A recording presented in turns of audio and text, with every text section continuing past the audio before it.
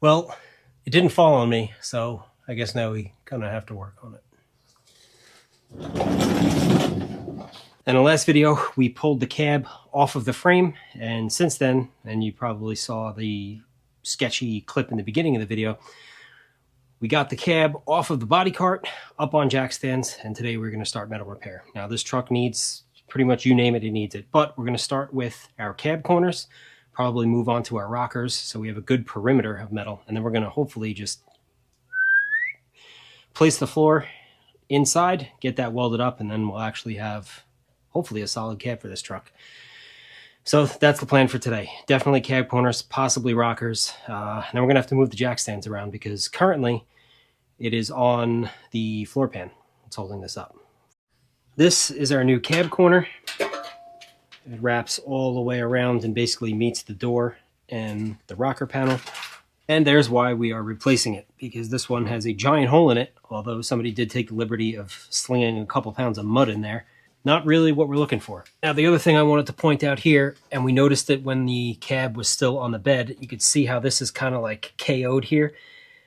What happened was the body bushings were so sacked out of this truck that the cab actually sank. And if you've ever taken brake lines off of a master cylinder or anything like that, and you wonder why it looks like a water slide, that's exactly why. So if the body actually starts to drop, you don't potentially tear or break a brake line.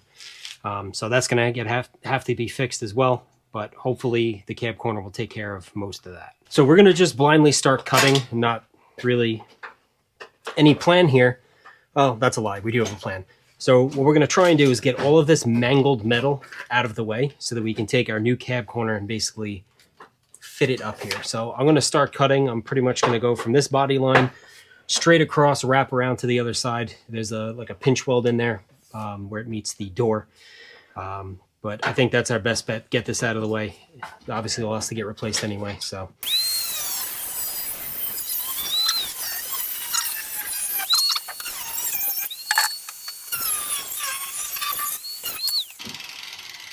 Oh my God.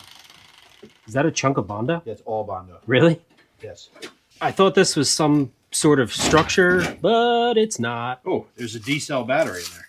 I don't know if you guys happen to see how easily that wheel cut through. Most of the time when it's actual metal, it takes a little bit longer. I probably could have cut that with a pair of scissors. And let's do that side with scissors. Yeah, we should. There's about 5 to 6 pounds of just body filler just lathered in there. All right, so we are fitting our panel into place here, and we're just making sure that it's basically in the ballpark. So what I'm putting on here now, basically just some guidelines for us to cut. Now that initial material we took out a minute ago just bought us a little bit more room to kind of fit this panel up closer to where we need it. So we're not going to cut directly on this line. We're going to cut below it. Okay, now we have a marker that works, and I'm going to continue doing what I was doing. But like I was saying, we're going to cut below this line, and then we're going to kind of sneak up on where we need to be.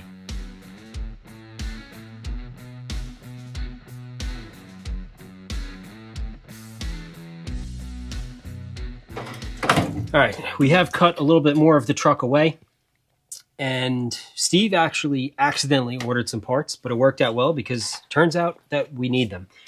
So this inner piece here that I'm pointing to, that's like 36% fiberglass and then some rivets. This actually, along with the cab corner on the floor, forms the like the inner cab corners. So, and I didn't even know that this piece existed on this truck, but this is getting replaced too. So this is going to be brand new. So we're going to lay it up in here, whatever way it goes, probably somewhere around there. Cut off what's left of it on the truck now, and then that'll give us something to weld our cab corner to.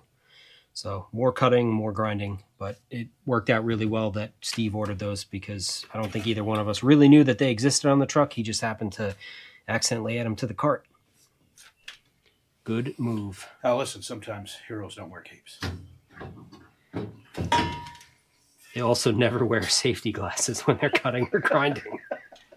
So we're going to place our cab corner. We're going to do the cut and butt method where you basically line it up, start to tack it, and then once it's in place, we'll cut the old panel out and basically butt it up against what's staying, and hopefully make it one piece. I ended up cutting too much out of the brace for the inner rocker. I meant to keep a locating point, and I got rid of it. But now we know for the driver's side.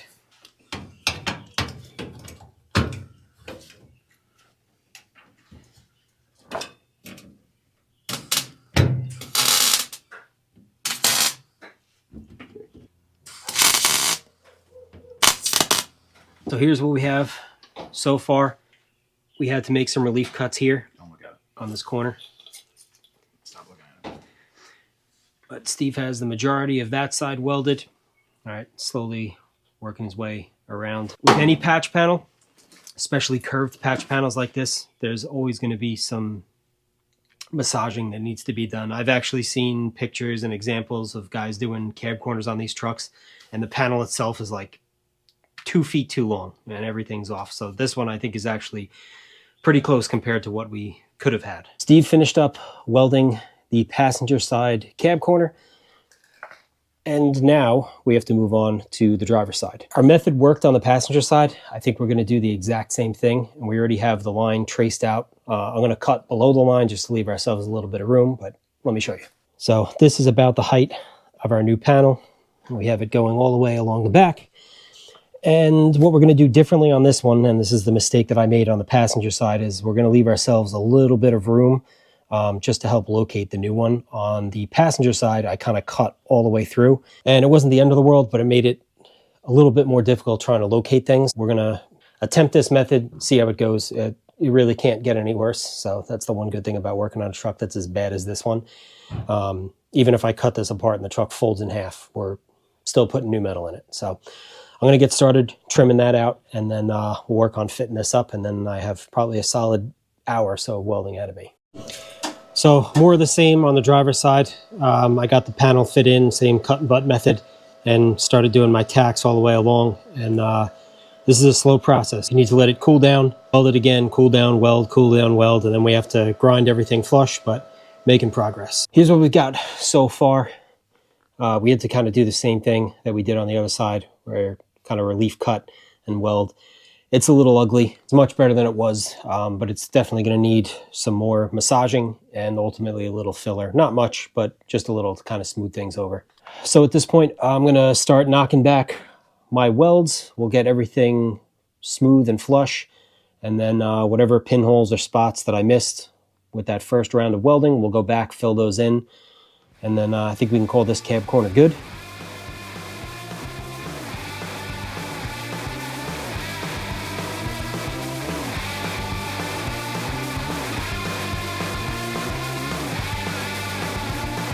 So we have both of our cab corners welded in, installed. Obviously still some finish work to do, but it's one step forward on this truck. And believe it or not, even though the thing is still in a million different pieces, this actually made quite a difference. And I don't hate the truck as much right now, but I'm sure the next project on this thing, I'll go right back to regretting ever purchasing it. But thank you guys as always for watching. We'll see you very soon.